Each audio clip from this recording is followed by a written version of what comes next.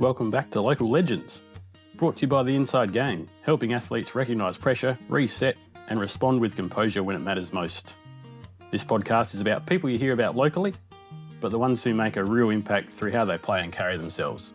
And today's guest is Lee Curnow, a local legend in the KNTFL in South Australia for the Kybybolite Tigers, a player, a captain, a coach and an all-round good bloke. Also a very handy cricketer. What stands out in this conversation isn't just what he's done, it's how he plays. We get into composure, staying relaxed under pressure and being able to read the game without getting caught up in it. Plus some great insight around leadership. If you've ever felt the game speed up on you, this one will resonate. So let's get into it.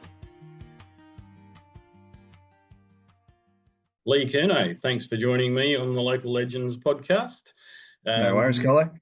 You're someone I identified early as someone I wanted to get on here because to me you are a local legend in a couple of different sports and maybe even more that I don't know about. Thanks for your time. I appreciate it. Let's just start off right at the start, mate. What's your first sporting memory?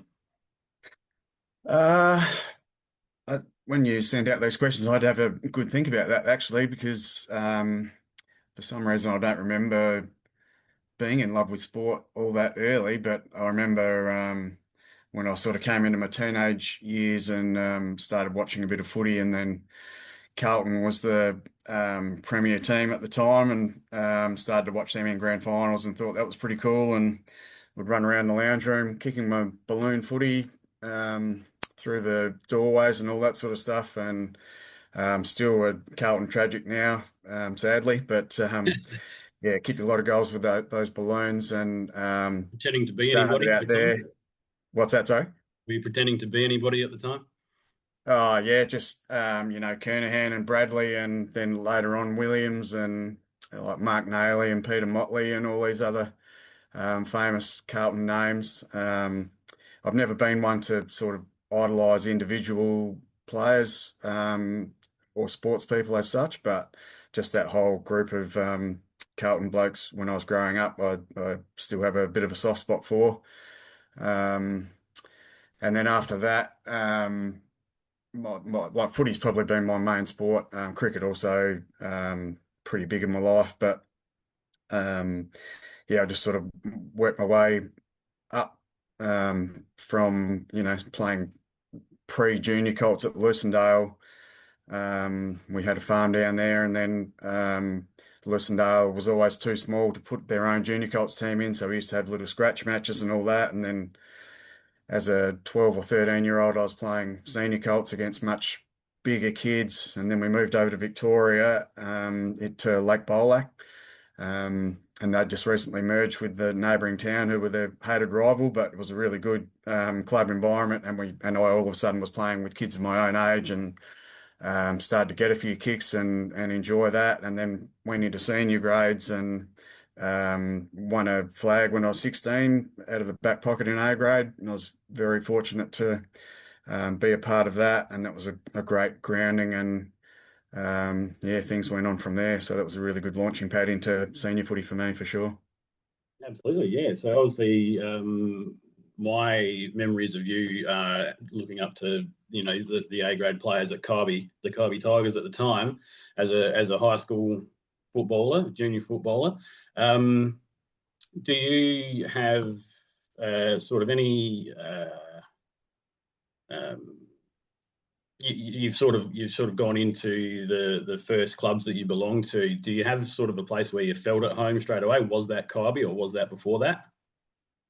That was Wycliffe Lake Bolac. Well, at first it was Lucindale, and when we left Lucindale, all I wanted to do was go back and play for Lucindale and show everyone how much I'd grown up and all that sort of stuff. But Wycliffe Lake Bolac was such an inclusive club, and they were just a group of battlers, but we had a really good group of kids of my age who moved up into the seniors, and we won a couple of flags. We won 2 flags in a row, I think, in the kids, and then we moved up and we all played in a flag in the first year as well. So there were 7 or 8, I think, 16 or 17-year-olds in that first year. And then we still have player reunions every year at Wycliffe Lake Bolac, and to see some of those blokes still getting around obviously not playing anymore, but just catching up at those occasions is great. You know, we're all in our 50s now, but still have great memories of that time. And then I did come back over here and played a couple of years at Lucindale, but just fell in with a group of mates at Kybe, and then Yep. went and played at Kybe, and that feels like home. So I've stayed there for the past 30 years. Um, Absolutely nothing against Lucindale, which is also a great club, and I've got good memories there. But yeah, Kybe's where we go and spend all our time, and my kids have grown up playing there as well. So, and my wife Mandy has been a trainer there, and just a long time supporter of the kids. So, um, Kybe's home now for sure. Yeah. It understandably so. I mean, the old saying is "home's where your heart is." So you can have more than one, I guess. And yeah, for most of us, who've been around country football and country cricket as well, um, we've probably all heard the name or at least met you once, maybe. Lee Curnow. It's pretty. It's a big deal. It's a big name there. Um, so just if you can, just give us a bit of an example of where you sort of first realised that you were um, one of the key people in that club. Probably like from that first year of A grade at Wycliffe Lake Bolac. I just remember I was playing in a back pocket. My father was actually playing as well. He played that season with me for the whole year, and then I think he got a depressed cheekbone or something just before finals, and then it came down to, I think I'm remembering the story right, but it came down to there's only one spot left in the grand final, and it either had to be me or him, and I'm not sure. He still hasn't said to this day, but he may have said to them, pick him instead of me, and so he missed out on the grand final. I played in it on a back flank at 16, and he was, I think, maybe 44 or something like that, but still played pretty good footy. Um, and so I just fitted in and didn't have any nerves on that day because we'd played um, kids' grand finals leading up to it, and it was just another grand final for me, really. I didn't realise then how rare and important senior grand finals are. And we were the hot favourites, and then we were behind at half time and then turned it on in the second half and won pretty comfortably. And again, I just thought, oh, well, this is how it is all the time. And but my own role, I felt like playing in a flag at 16, this is what it's going to be like. I'm a part of a premiership team, so young, things are only going to keep getting better. The following year, we had a heap of players leave. We did make the finals, but a heap of our good players left, and then I found myself ruck roving for the whole year, and so I won the A grade best and fairest at 17, and that's when I knew pretty much that if I really wanted to, I could be a key member of a footy side, and so I knew I was going to Lucindale the following year, and I thought that was a pretty good launching pad into coming home and really being a good part of my original home club. Didn't quite work out that way. I got injuries and all the rest of it, and then moved to Kybe. And right from the start at Kybe, I knew that I was just a bit unfit and lazy, but I could get a kick when I wanted to. And then a couple of years after that, I really knuckled down and played some good footy for Kybe. So I think probably that first year of senior footy, and then maybe when I got to Kybe and then turned about sort of 22, 23 and matured, got fitter, worked out what my real value to a side could be, and then really knuckled down after that. So, yeah, that was pretty important for me, that move, I think. Yeah, sounds like it. So what was there any sort of obvious learning points or any sort of light bulb moments that came with that when you sort of really decided to knuckle down? Probably we played in a final, elimination final, I think, in '95 against Padthaway, and we probably should have won. But they still had Stephen Sims and Lester Ross and all these great players who'd been a part of their flag a couple of years before, but they were sort of on the wane a little bit. But they turned up this day and they were just really hard and fit. It was a warm day as well, and I think we should have won, but I was playing on ball and I just couldn't keep up with these blokes, and they were harder and ran further than me. And I think from that moment I thought, oh, I better get a bit more serious about this. And so I would have been, I think, 22 then. And in that summer, I just ran and wanted to be the fittest guy who went back to pre-season training at the start of '96. And I hadn't won an A grade best and fairest at Kybe then. And so, yeah, that was my point that really turned it around. I just decided that I had to show up basically, and have a good year in '96, which I did. And I did win the A grade best and fairest. And that sort of just proved to me again that, you'll get out of it what you put into it. And I've always, after that point, tried to make a point of being the fittest guy coming back to the pre-season. And then you're in front of everyone. You're not competing against them, but you just feel good.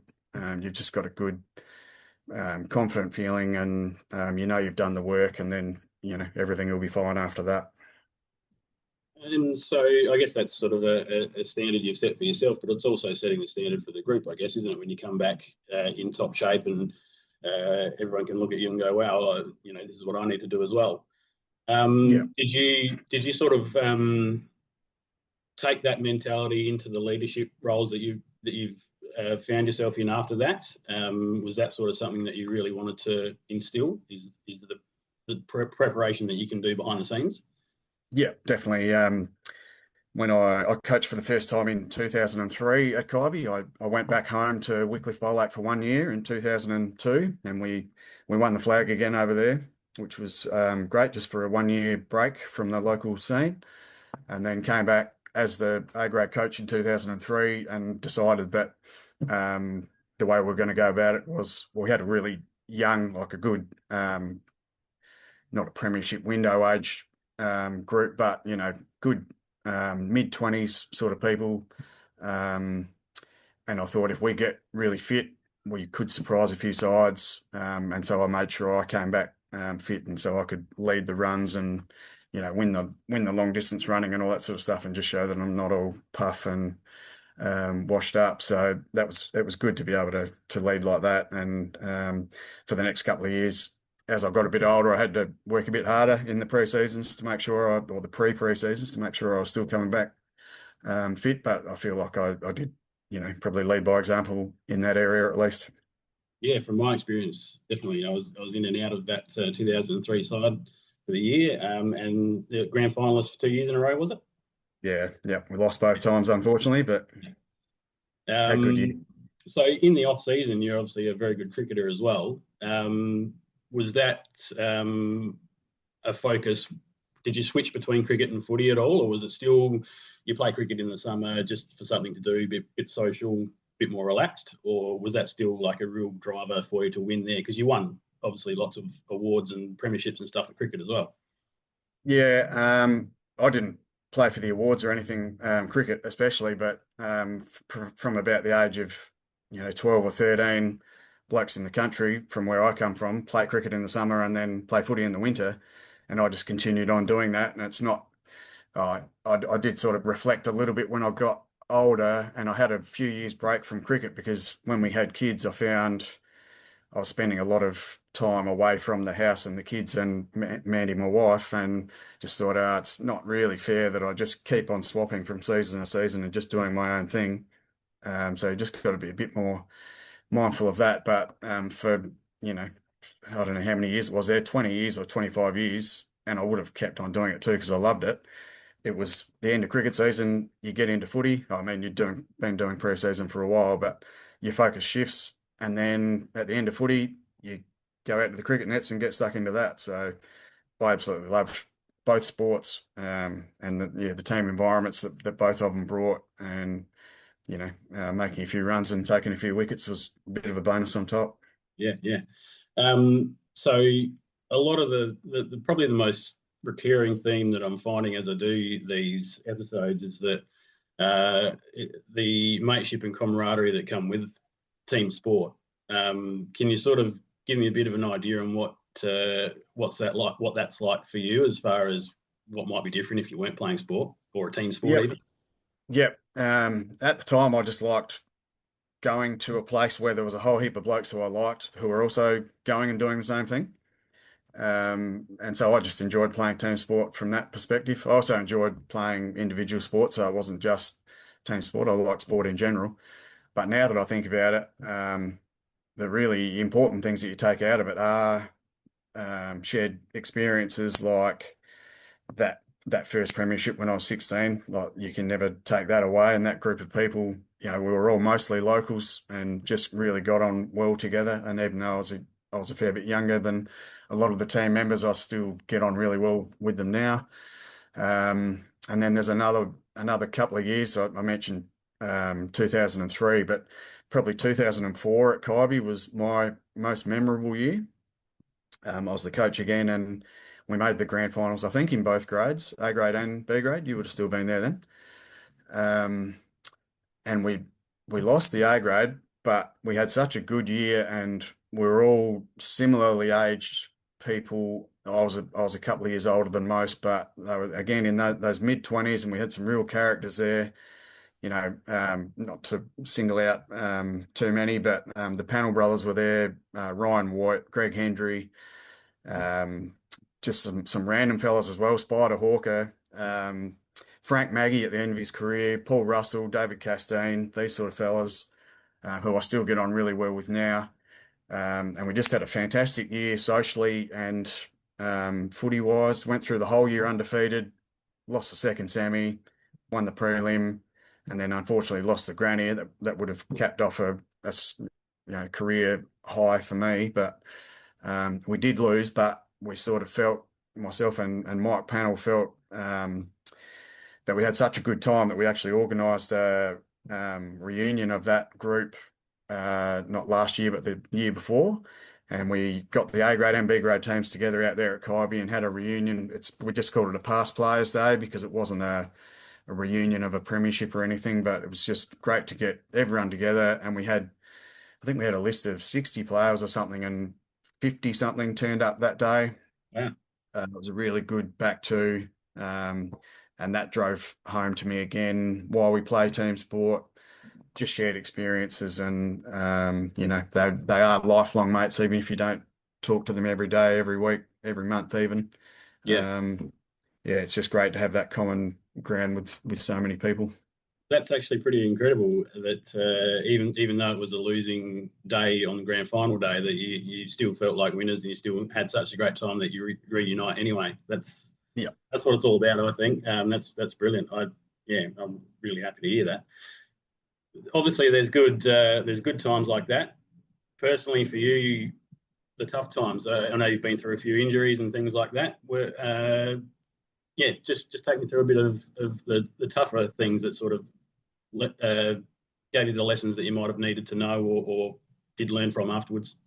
Yep. Like I've been pretty lucky with injuries. Like if you play footy and cricket later on, I've got a few injuries as well. But if you play footy for long enough, you're going to get injuries. And I would show you my fingers, but they're too mangled in case people get a look at this video later. But mostly legs wise and that sort of thing, I haven't been too bad, except for my knees. I've had both of them replaced now because I had an ACL 15 years ago, and then it never came right. And then the other one, went out in sympathy as well. So I have got two of those, but through my footy, I generally just only missed half a dozen games if I missed any. There weren't any long periods. So I didn't ever feel like I got injured badly enough that I would think about giving it away.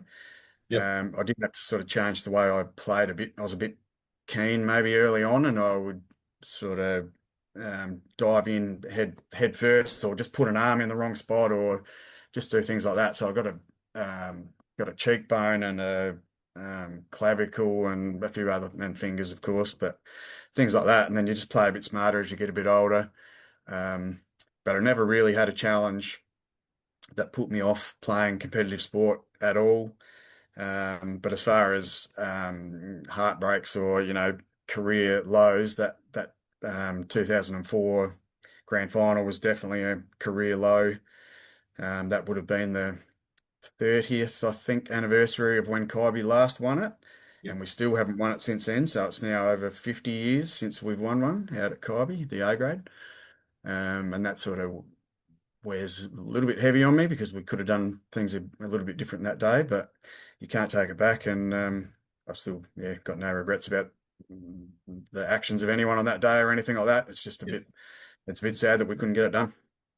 Yeah, yeah, yeah. So with the way you played, you mentioned that you got a little bit smarter with things and had to do things a little bit differently at times. But the overall feeling I get from watching you play is that you always had a lot of time, you always had a lot of awareness, space, and it just seemed like you were always so composed. Did that actually was there an internal feeling with that, or was it a thought process, or was it just a natural thing that just happened and you just sort of played the game the way you play it? Yeah, I was super relaxed every time I played footy. I never did any warm-ups or, blokes getting a circle and yelling, screaming at each other and all that sort of stuff. And especially when I got a bit older, I just thought, what are you bothering with that for? Just wait until the first whistle goes and then fly into it from there. Um, but as far as the composure and all that goes, I just felt like um, I knew that I was good with handling the ball because I practiced that a lot. As a kid, I would just kick the ball to myself in the backyard for enormous amounts of time, and I just watched the way the ball was bouncing every time. And so I knew in a game if the ball was spinning a certain way and it was traveling in a certain direction, it was going to bounce that way. And I just had a confidence, like you might call it an arrogance, I suppose. But I just was very confident I knew where the ball was going to go. And then once I got there, I knew what I was going to do with it before I'd got there, sort of thing. And then Mandy said to me sometimes, how did you work out where that one was going to go? And it is just watching the ball closely, and then you make a decision while you're on the way there, what you're going to do with it, and you make sure you handle it cleanly, and that's what gives you the time to do something with. So I always felt like I knew where everyone was, and I knew what the ball was doing. I was confident that I could do something good with it when I got it. So I just didn't ever really put any pressure on myself to fumble or make a bad decision or anything like that. So if I was going to give advice to any young footballers, it'd be take some time to, I know they don't these days, but go out in the backyard and kick it to yourself. Just throw it up to yourself and just watch which way it bounces. If you're going for a run, take a ball and just constantly bounce it with both your hands. Like I've become as good at bouncing the ball with my left hand as I do with my right, and I still take a footy when I go for a decent run. Just have good ball control, and you're one step ahead of most of them, I reckon. Yeah, that's definitely a key, isn't it? Is to plan for what you know. So you've already made most of the decisions and things are already made before the players even arrived. Yeah, Yeah. I like that. I like that. Um, so is there obviously you've mentioned that there's still a few people that you still talk to and seasons like the 2004 season that you catch up with and have a chat about. But is there any other with cricket or football? Is there any other seasons or legendary moments that you've been a part of that you still like to talk about? Uh, Not really. No, there's the premierships and all that are, the things where you can put a date on them and say that was a great highlight, but it's more just um, the continuity of it and being part of something. Like I felt like I've contributed to Kybe, for instance, for the last, I don't know, I went there in 94, so 32 years in some role. And it's important to contribute to something in some way to keep it going because things like footy clubs, they're not guaranteed to be as strong or even be existing next year. Footy's becoming harder. Cricket has become really hard, and Yeah, we just couldn't keep that going. Like me and basically Brad Davies and myself and a couple of mates kept Kybe going for as long as we could, and then I went out with a knee operation. Davo got really busy with work, and the rest of them fell away. We just couldn't quite keep that going, and that was pretty sad for us. We had tried really hard to keep that job going. So, um, one cricket um, milestone that I do remember. or in 2000, Kybe, it was the last time we won the A grade premiership, I think. It was a 2-day premiership back then, and that was a real highlight. But I think in that same year, we also won the Whitty Trophy, Narracourt, and we were just, Narracourt from down the road where Mount Gambier had two teams, and then you had Millicent and Tatiara. They were all stronger associations than us, and we just had a sort of a ramshackle sort of side, but we did have a couple of good players come in. Drew Crane played that year from Padthaway. He was a really excellent batsman and fast bowler.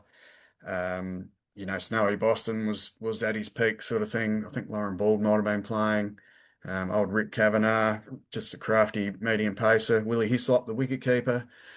And then we had fellas like Shannon Pretlove, who'd had a really good year with the bat, but then he was batting number 11 in the grand final when we made that. And we went down on turf, so we never played on turf, and we were playing the best Mount Gambier team in the grand final. Weren't supposed to win at all. We bowled them out for, I think, 110, and then we went out to bat. I was first drop, and I got a golden duck. Just tried to launch this guy over mid-wicket, first ball, out for a goldie. We collapsed, looking terrible, and then just sort of scraped, and then Shannon Pretlove, Noz hit the winning runs, hit the winning two through mid-wicket, I think, and we won by 1 wicket, and that was great for Narracourt cricket. Cricket was quite strong and well followed back then, and for us to win the Whitty Trophy was a real highlight. Oh, Andy Mail, I should mention as well. I think he was playing, maybe even Bushy Mail. So, those sort of fellas. Speedy Munro might have even been in there as a 14, 15-year-old. That was a really good moment for Narracourt cricket, and I was pretty pleased to be part of that. Absolutely, yeah, I do remember that.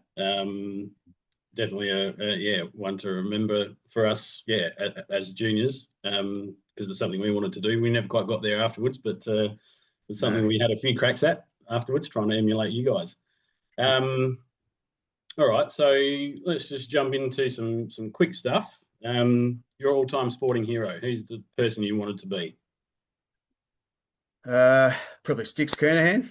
I wanted to be a better kick than him, but he was a super mark. And then later on, Diesel Williams. He was very composed and good with his hands, and brought other players into the game. So probably those two blokes, I reckon.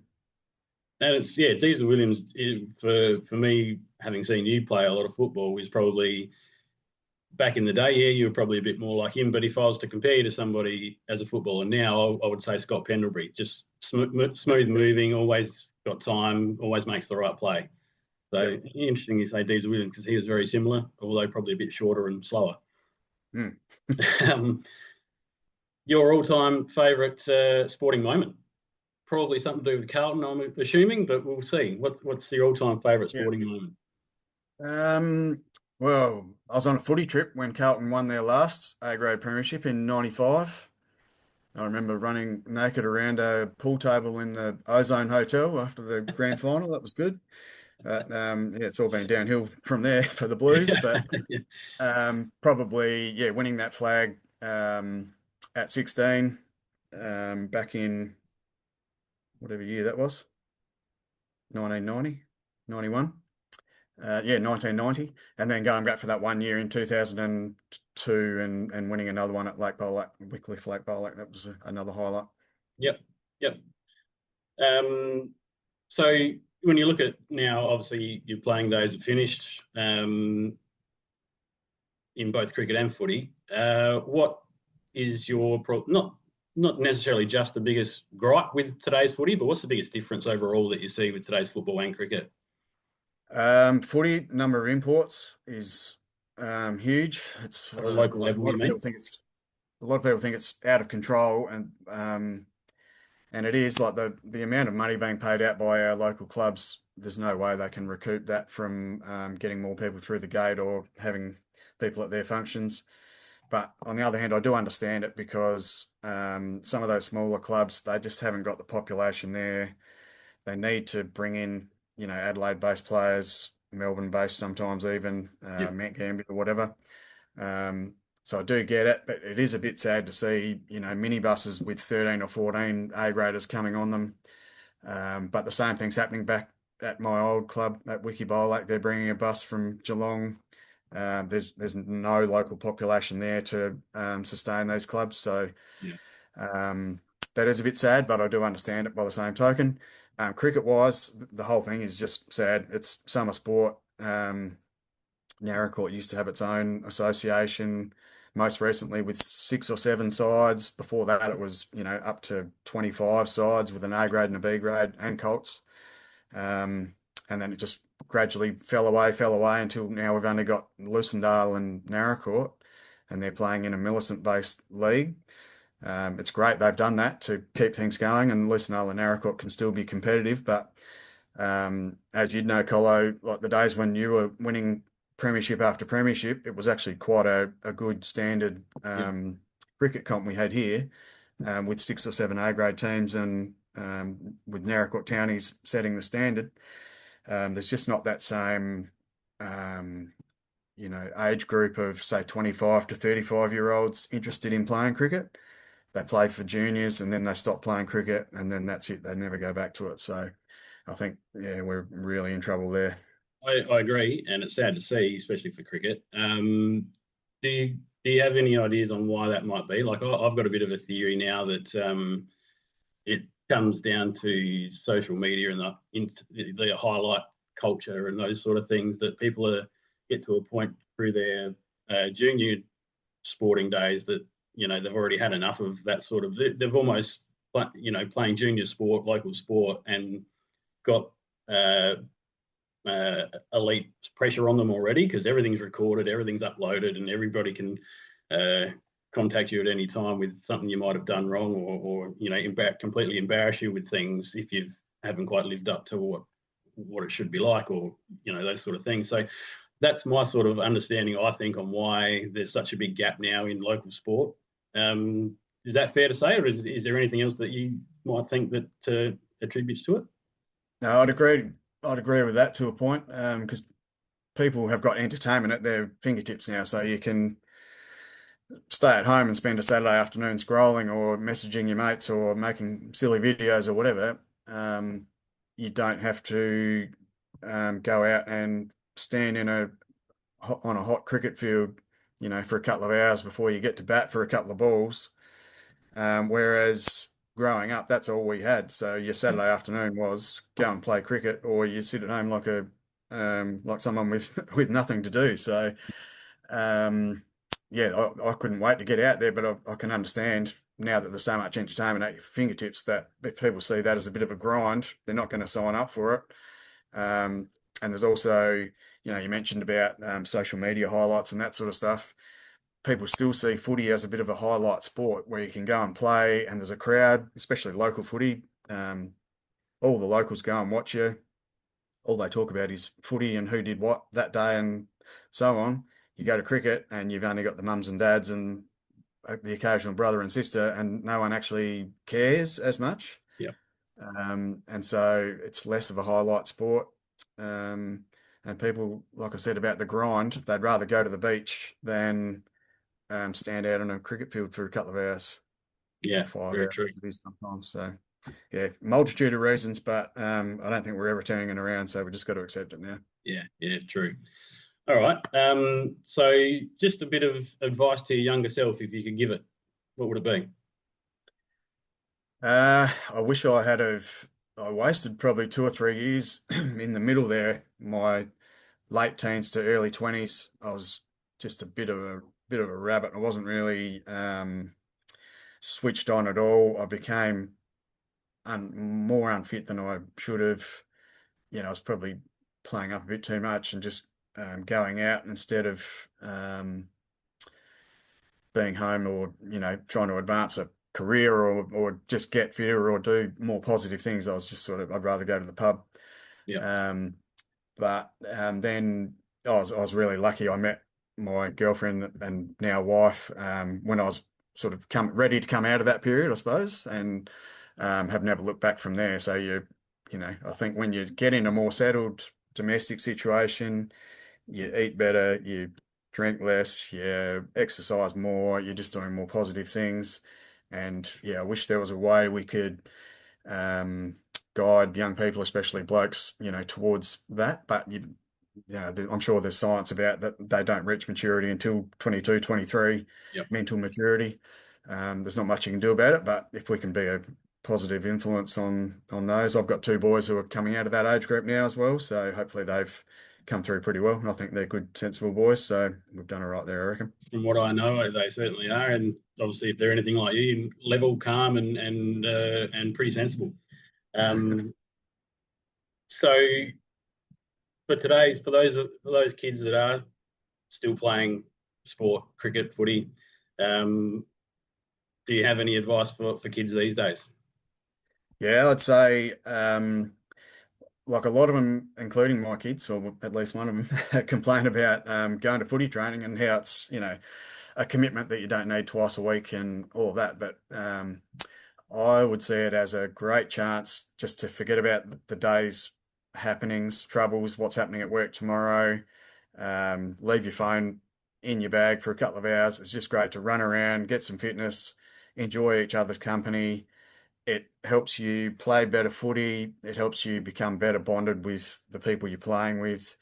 I think, yeah, the more people who get out there and train twice a week, like we always used to, the better. It just helps everything. Um, and I think just commit yourself more while you're able to run around and enjoy these sports. The better you are prepared for them, the better you'll play them, the more you'll enjoy them. It's also another common thing that I'm getting from this is that play while and enjoy it while you can, because there's a long Yeah. time when you can't. Yeah. Oh, geez, I wish I could still play footy. I said to Mandy, we were at a show on Saturday night, I think it was, and I said, "Oh, I'd bloody love to play footy." That guy over there said he would like to see me play footy again. What do you reckon? But What was the reality kicked response? in pretty quick. Yeah, Would love to, but nah, just not really able. So yeah, just enjoy it while you can. I'd suggest. yeah, absolutely. And is it your sons that keep you connected to Kybe and sport in general these days? Yep, very much so. We've got one playing at Kybe and one at Robe at the moment, and we actually enjoyed going and watching him a bit last year. Just met some new people and see how a different league operates. But yeah, we'll keep on going. And Jack, our eldest son, has just recently married Romy as well, and she plays netball at Kybe and coaches. So Yep. we've got a good link there as well. So hopefully that's the next generation of the family going to help keep Kybe going. Great. Yeah, great. I hope so. Okay, so the last question I want to ask you, Lee, who's your local legend? If there's anyone you could hear from to tell their story, who would it be? Um, I don't know about achievements or significance at the moment, but I find it really interesting to talk to Jack Kelly from Robe. He came over to Kybe. He's an ex-Kybe junior, and then he did some coaching away, including Robe, and then came back in 23 when Kybe were at a pretty low ebb, I would have said, and we obviously hadn't won the flag for nearly 50 years by that stage. And he came back with a plan, and he really engaged everyone, and he got around to all the stakeholders. Um, and I was his team manager for those 2 years when he coached, 23 and 24, and just Mhm. saw the way he went about it, and just had a couple of good chats to him as well. He's done a couple of podcasts and that type of thing, and just a really interesting guy. He's got great passion for footy, and he turned Kybe right around for those 2 years. So I don't think we won a game in 23, and then in 24 we went through virtually undefeated, and made the grand final, and it was an extraordinary effort. And we got friends of his back, Jack Trengove and Andrew Bradley. And that one year we had, I think our whole A grade team in the grand final had played junior footy for Kybe, apart from maybe one, Right. and he had a link to the club as well. So we had all all 21 of the team in the grand final had local links. Pretty rare these And days. that was a great achievement, I think, Mm. in this day and age when so many Yeah. imports are coming in. So I really took my hat off to him. Would have loved to have had him for longer than 2 years, but he was traveling over from Robe, an hour and a half every twice a week, 3 times a week. Um, but yeah, Yeah, so Jack Kelly, I'll see how I go. I'll find a way to get hold of him, see if we can get him on. Thanks for the tip there. We'll see how we go. No worries. Nah, good luck. Thank you. So, Lee, as I mentioned at the start, you're a local legend. Most people around the area in regional South Australia would have heard your name before and know what you've done and what you've been through and what you've accomplished. So thanks for your time today. Appreciate you being part of the Local Legends podcast. No, thanks very much, Colo. It's good, good that you're sort of catching up with a few people like this and giving us a bit of a voice. I don't know about local legend, but happy to have a chat anyway. Thanks very much, mate. Much appreciated. Now, that was really a great conversation with Lee. A lot of what he speaks about comes back to composure, staying centred, not going into those hyper states, and being able to read the game clearly when it matters. When you're in control of your state, you see more, you react less, and your decisions become clearer. It's not about being passive, it's about being composed enough to let your game show up. This has been the Local Legends podcast, brought to you by The Inside Game, helping athletes recognise pressure, reset quickly, and respond with composure when it matters most. I'm Mark Collins, thanks for listening, and I'll see you next time.